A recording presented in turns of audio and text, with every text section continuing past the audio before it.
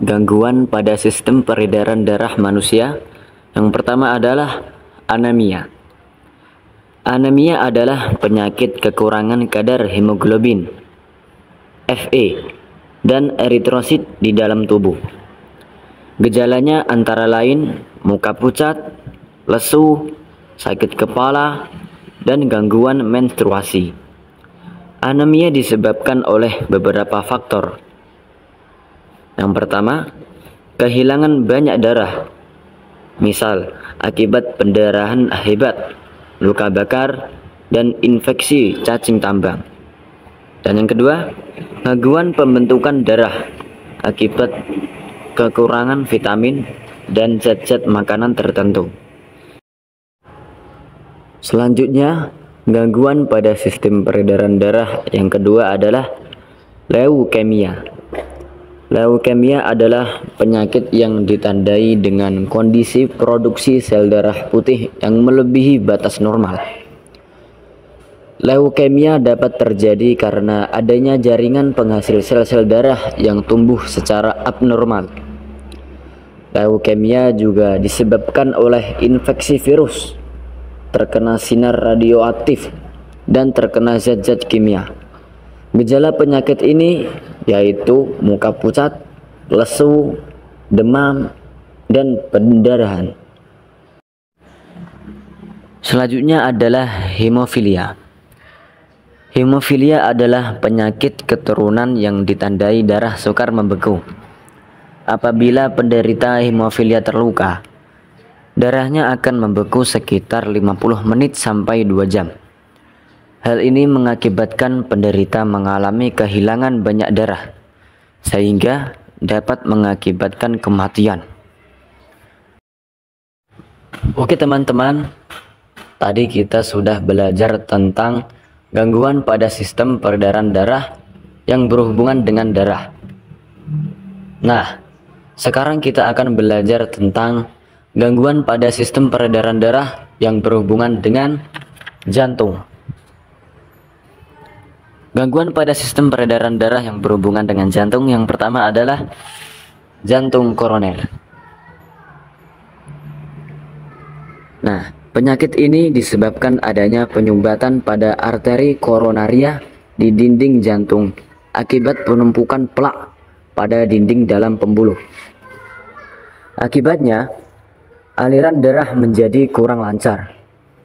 Apabila tidak segera diatasi, penyumbatan ini dapat mengakibatkan sel-sel otot jantung mengalami kematian, sehingga terjadi gangguan dalam kontraksi otot jantung. Gangguan kontraksi jantung dapat menghambat proses pemompaan darah. Orang-orang yang rentan dan berisiko menderita penyakit jantung koroner antara lain perokok, orang yang mengonsumsi makanan tinggi kolesterol, dan orang usia lanjut. Oke, selanjutnya adalah perikarditis atau peradangan yang terjadi pada selaput pembungkus jantung, perikardium. Pada keadaan sehat, perikardium berfungsi untuk menjaga jantung agar tidak berpindah posisi, melindungi jantung dari gesekan, dan melindungi jantung dari penyebaran infeksi jaringan lain. Seperti ada pada gambar tersebut ya, yang normal heart itu terlihat baik-baik saja, sedangkan yang perikarditis warnanya agak kemerah-merahan. Nah, beberapa gejala yang ditimbulkan akibat perikarditis yaitu nyeri dada, sesak napas, cepat lelah, demam, batuk, dan jantung berdenyut secara tidak teratur. Oke, selanjutnya adalah gagal jantung. Kondisi jantung menjadi terlalu lemah untuk berfungsi dengan baik. Seperti yang diketahui bersama, dalam kondisi normal, jantung merupakan organ yang berfungsi untuk memompa darah ke seluruh tubuh dengan melakukan kontraksi dan relaksasi di setiap detaknya. Next, arteriosklerosis. Terjadi karena adanya plak atau penumpukan lemak dan kolesterol di dalam dinding pembuluh darah. Selanjutnya adalah gangguan yang berhubungan dengan pembuluh darah. Yang pertama, hipertensi. Hipertensi merupakan kondisi tekanan darah yang tinggi di dalam arteri. Hipertensi atau tekanan darah tinggi terjadi apabila nilai ambang tekanan sistole antara 140 sampai 200 mmHg atau lebih. Sedangkan nilai ambang tekanan diastole antara 90 sampai 110 mmHg atau lebih. Oke, selanjutnya adalah hipotensi. Hipotensi adalah tekanan darah yang dapat menyebabkan pingsan atau pusing karena otak tidak menerima darah dalam jumlah yang cukup. Nah, hipotensi ini terjadi jika tekanan darah di bawah 120 atau 80 mmHg. Oke, untuk selanjutnya adalah varises. Varises merupakan pelebaran pembuluh balik atau vena. Varises biasanya terjadi di kaki, terutama di bagian betis.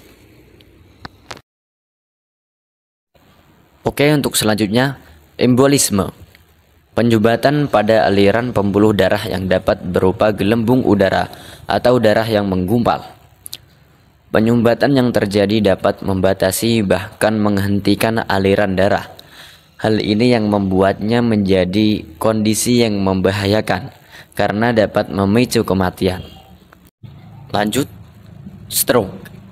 Stroke terjadi karena kematian pada jaringan di otak yang disebabkan karena kurangnya asupan oksigen di otak.